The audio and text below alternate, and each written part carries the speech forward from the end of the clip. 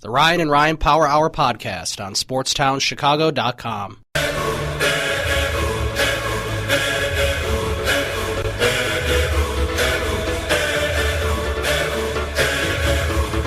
Welcome back to Ryan and Ryan here on SportsTownChicago.com. I'm Ryan Stuprich. And I'm Ryan Risky.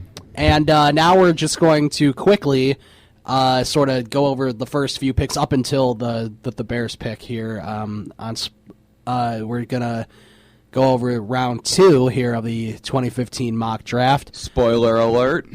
Yeah, spoiler alert, right? Number 1, Tennessee, according to Sports Illustrated, they think Jake Fisher will be taken. He's a senior from Oregon, so he played with Marcus Mariota and stuff, so that's exciting. Number 2, T.J. Clemmings going to Tampa Bay. He's from Pittsburgh. Number 3, Randy Gregory. They have your guy from Nebraska. They're going 3rd to the Raiders. He was top 10 worthy. I mean, the Raiders would be sure getting something if they got Randy Gregory and Amari Cooper. Yeah. Tevin Coleman, running back from Indiana. They have him going to the Jaguars. Bryce Petty, he's a quarterback. He must have been Baylor's quarterback. They have him going to the Jets. A quarterback? Yeah, that's what it says right here. Quarterback. And it's Bryce not Petty. Brett Hundley? It's not Brett Hundley.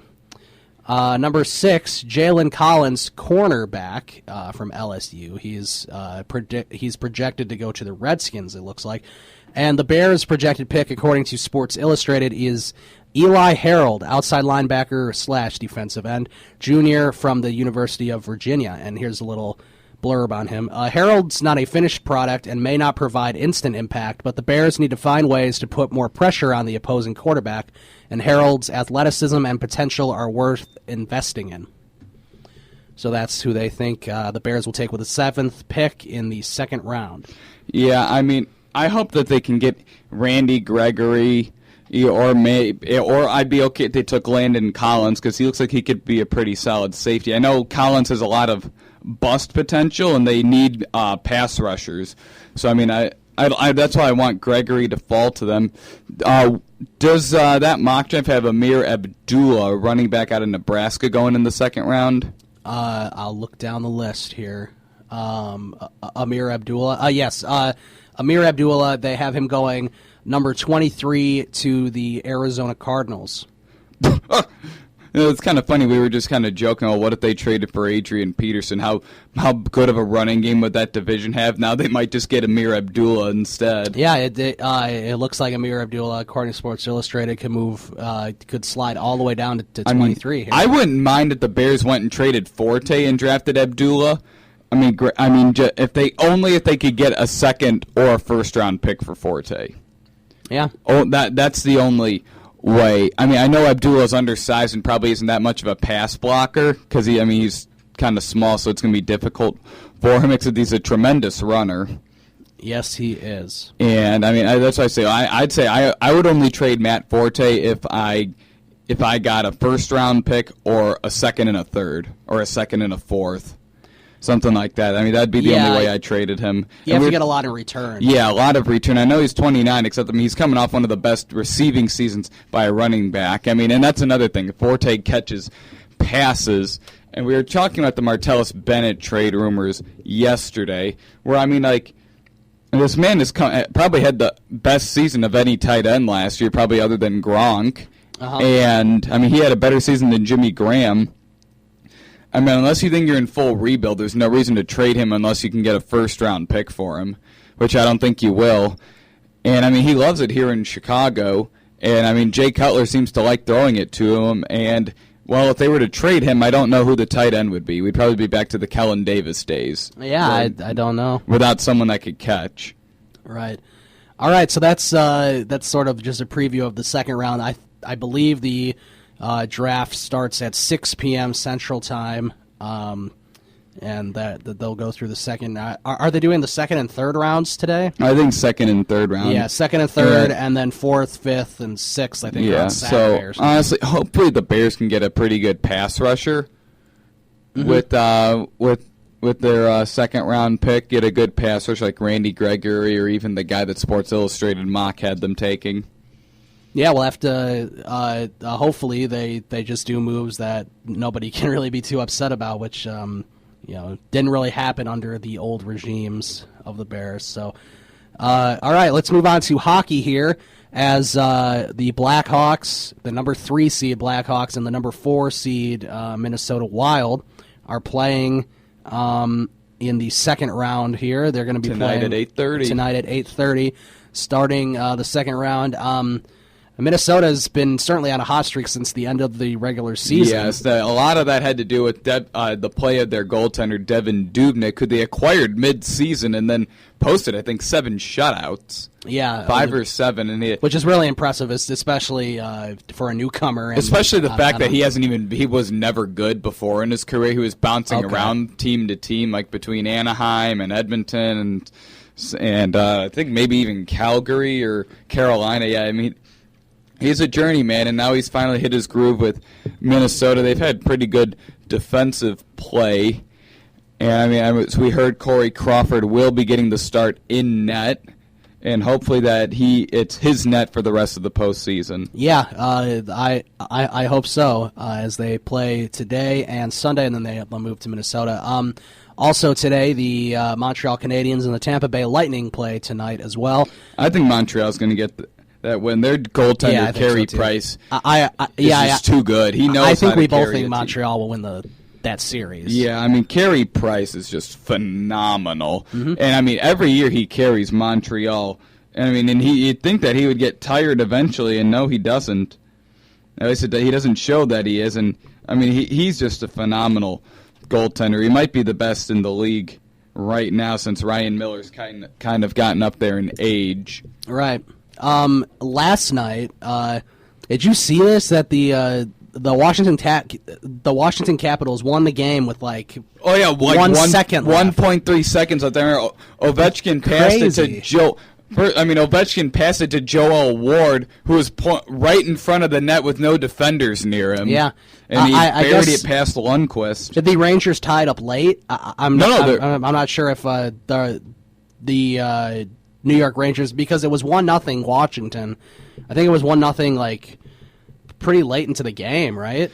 I mean, I think they scored their goal in the third period. I don't think it was like one of those goals where you think the game's going to go to overtime, like that kind of late. Okay. I mean, I think it might have been maybe no later than 10. I think it would have been within the first 10 minutes of that third period. All right. That is the definition of a goal that cannot go in. Right. You cannot let it go, especially in the playoffs like that. Yeah, I mean, and the thing about that is, your team doesn't have any time left to score. Right, and you never see that really happen. I mean, when do you see? No. Literally a game-winning goal, like at the buzzer, if you will, sort of, in hockey. It doesn't happen. I think Patrick Kane had one with like 2 seconds left against Edmonton a couple years ago. That's the only thing I can remember. The year they won the Cup in 2013, this was at the beginning of their streak before everyone realized this was something special. They were playing Calgary. Ray Emery had like 45 saves in the game. They were down 2-1, and with 2.1 seconds left, Hossa scored a goal after they pulled the goalie, and then they won in a shootout. Right. I believe this was game number 8, or maybe it was game number 9 in a row to start that streak. So it was still early in the season. Yeah, before everyone knew this in the lockout season. Yeah, this is a special team. The New York goal was scored with about 5 minutes to go in the game. Okay, yeah. So I mean, at that point, most people are probably thinking it'll go to overtime. Yeah, I mean, unless New York can carry that momentum, and then because you're not going to have any, no one's going to be going and pulling their goalies. So. No one's going to be pulling their goalies. I mean, that goal. I mean, that's just a tough break for New York. Except that's a goal that cannot go in. Corey Crawford would have been hounded. He would have been eaten alive if he allowed that goal. Oh, yeah. Oh, he would have been eaten alive. People would be complaining that he's the worst goalie in NHL history. Right. I mean, the bad thing for New York is that it was a home game that they dropped in that fashion. Mm-hmm. So if they had lost I'd rather lose in overtime than lose like that. Yeah, so would I. I mean, I mean, imagine the disbelief on fans' faces, because I believe that was the latest a goal has ever been scored in regulation to win the game. And then, of course, also last night, the Anaheim Ducks dominated Calgary. So, 6-1. Yeah, I mean, I think I was kind of surprised that it was a blowout like that. But Anaheim is a hell of a team, and they're the overall number one seed in the West for a reason. They're playing better in the playoffs, and I thought they haven't lost yet. They're 5-0 in the playoffs. They are. I'm pretty sure Minnesota or the Blackhawks will give them a good run, assuming Anaheim advances. Yeah. The only thing I think about Anaheim that could be a problem is their goaltending, because Frederick Anderson really isn't that great of a goalie. And when you play a team like the Blackhawks, where their specialty is just pounding goals in, it's going to be tough. And Crawford always plays well against Anaheim too. Yeah, so speaking of Crawford and the Blackhawks, who do we think is going to win tonight between the Hawks and I think Wild? the Hawks are going to win a close one. I think it'll be 3-2. Yeah, I'm thinking all these games will be close, but I'm going to say the Hawks are going to win. I'll say 2-1. I mean, last year, just change it other than that first game of the series when the Hawks won like 5-3, they were all pretty close games. There were a couple overtimes against the Wild, especially like Kane scoring in overtime to send the Hawks to the Western Conference Finals. That. He had that Seabrook shot that hit the board and then came back right in front of the net. I mean, no one knew what happened because of that odd bounce, because that doesn't happen.